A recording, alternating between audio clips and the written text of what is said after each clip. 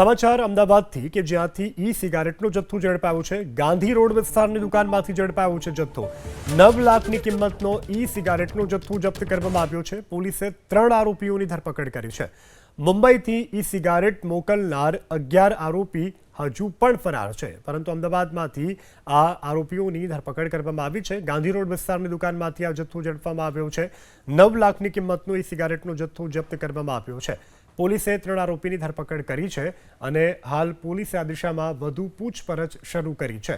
મુંબઈથી ઈ સિગારેટ મોકલનારા 11 જે આરોપી છે હાલ તે ફરાર છે। પોલીસે તેને વોન્ટેડ જાહેર કર્યા છે અને આ કેસ અંગે વધુ તપાસ અને પૂછપરછ કરવામાં આવી રહી છે।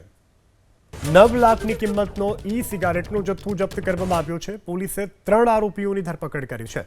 મુંબઈથી ઈ સિગારેટ મોકલનાર 11 આરોપી હજુ પણ ફરાર છે, પરંતુ અમદાવાદમાંથી આ આરોપીઓની ધરપકડ કરવામાં આવી છે। ગાંધી રોડ વિસ્તારની દુકાનમાંથી આ જથ્થો ઝડપવામાં આવ્યો છે।